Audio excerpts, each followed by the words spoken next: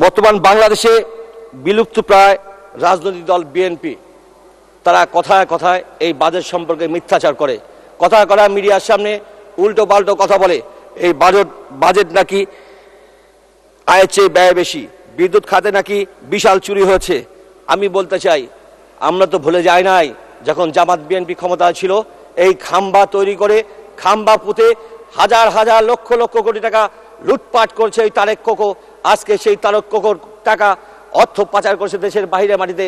সেই অর্থ বর্তমান সরকারের মাননীয় সফল প্রধানমন্ত্রীর নেতৃত্বে আমরা অর্থ বাংলাদেশে ফেরত আনতে আমরা আনার সুযোগ সৃষ্টি করেছে মাননীয় প্রধানমন্ত্রী। মাননীয় স্পিকার, আমি বলতে চাই, গত 21 এবং 22 তারিখে মাননীয় প্রধানমন্ত্রী ভারত সফর গিয়েছিলেন। ভারতের সফরে গিয়ে 13টি সমঝোতা স্মারক স্বাক্ষর করেছেন। আমি বিশ্বাস করি এই সমঝোতা স্মারকের মাধ্যমে বাংলাদেশ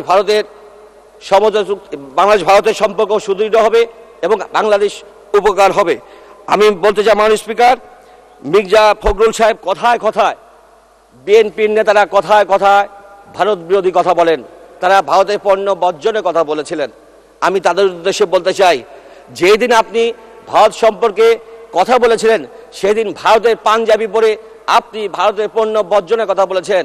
আজকে সেই ভারত, যে ভারত 1971 সালে মহান মুক্তিযুদ্ধের সময় আমাদের 1 কোটি শরণার্থীদের জায়গা দিয়েছেন, খাদ্য দিয়েছেন, এই সেই ভারত তাদের সৈন্য পাঠিয়ে আমাদের মুক্তিকামী জনতার সঙ্গে ঐক্যবদ্ধ হয়ে পাকিস্তানের হানাদার বাহিনীর বিরুদ্ধে যুদ্ধ করে আমরা স্বাধীনতা অর্জন করতে সক্ষম হয়েছি।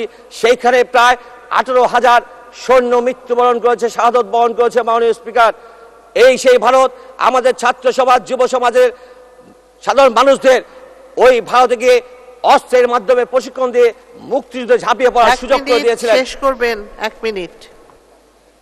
ধন্যবাদ মাননীয় স্পিকার। আসলে অনেক কথা বলা ছিল, কথা বলার সময় নেই, যেহেতু সময় নেই।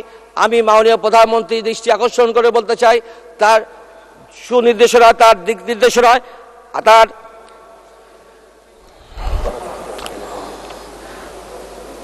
মাননীয় প্রধানমন্ত্রীর প্রতি আমি কৃতজ্ঞতা জ্ঞাপন করতে চাই। তার প্রচেষ্টায় ডক্টর এম.এ. ওয়াজেদ মিয়া কৃষি বিশ্ববিদ্যালয় স্থাপনের অনুমতি তিনি দিয়েছেন এবং মহামান্য রাষ্ট্রপতির কাছে স্বাক্ষরের অপেক্ষা রয়েছে। আমি সেই স্বাক্ষর অতি দ্রুত সময়ের মধ্যে বাস্তবায়ন দাবি জানাচ্ছি। অনেক কথা ছিল মাননীয় স্পিকার, সময় যেহেতু নয়, আমি পরিশেষে বলতে চাই, হে পিতা, তুমি দিয়েছ স্বাধীনতা, তোমার কন্যা দিয়েছে স্বাবলম্বিতা। হে পিতা, তোমার গঠিত রাষ্ট্রনীতি শেখ হাসিনা করেছেন বিস্তৃতি। তোমার স্বপ্ন দুঃখী মানুষের মুখে হাসি, তোমার কন্যা করে দিয়েছেন স্মার্ট উন্নতি। জয় বাংলা, জয় বঙ্গবন্ধু, বাংলাদেশের যুবক। ধন্যবাদ মাননীয় স্পিকার।